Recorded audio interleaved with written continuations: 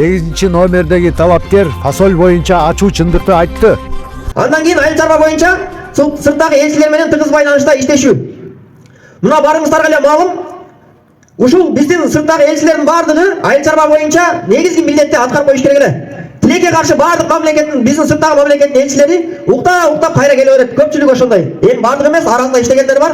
Бирок көпчүлүгү ал жака барып уктап мамлекеттин бюджеттеги акчасын алып, анан кайра бергүсүнө кайтып келе берет. Мен иштеп келдим, 5 жыл иштеп келдим, 5 жыл элчи болуп келдим деп төшүн кагып кайра келип келе берет тилекке каршы. Мына азыркы бизде болуп аткан таластагы билесиздер, фасоль мына. Жөнөкөй эле бир эле мисал келтирейинчи. Башка мисал жөн эле коеюн, бир эле мисал.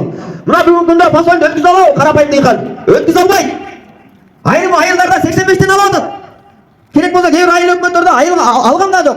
Байкуш биштин дыйкандар мына Кировкага барып, очередке туруп, баягы дагы жакшы мамлекет бүткө болсо да неме берген экен? Жардам берген экен, 95тен ар бир дыйкандан 5 килога чейин алып атат. Бирок эми очередин көрсөң ичиң ачышат, ыйларың келет. Бул маселени ким чечиш керек эле? Бул маселени эң биринчи депутат чечиш керек эле. Себеби аны эл сайлаган. Эмне дыйкандар тиги ак үйдүн алдынан митинг кылыш керек беле? Дыйкандар президентке кайрыш керек беле? Кимге кайрылат дыйкандар? Эң чече турган биринчи милдети бул депутат. Анткени ошол депутаттын бизге окшоп, азыркы талапкерлерге окшоп сөз берген. Мен эл менен бийликтин ортосунда көпүрө алып берем деп. Тилекке каршы бүгүнкү күндө ошондой депутаттар бизде жок десе, муну моюнга алыш керек. Бул жамандоо эмес, бул чындык.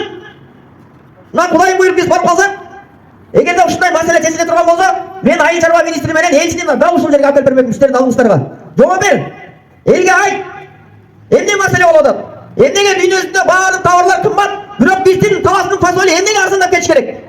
Логикалык суроо. Эмнеге арзандап кетиш керек? Урматтуу шайлоочулар, мен 8-номер менен баратам.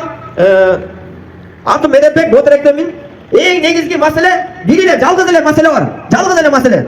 Бардыгыбыз мынтип айтабыз. Биздин депутаттар иштебейт. Депутаттарга жалаң байлар депутаттыкка барат. Көпөстөр барат.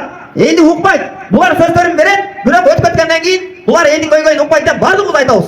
Мына бүгүнкү күнгө чейин ошол депутаттарды бардыгыбыз шайлап келдик. Бирок жаны муундагы жаштарды, ошол депутаттыкка барбагандарды, чыныгы патриотторду, ошол эл үчүн башын сайган инсандарды мына бүгүн шайлаңыздар.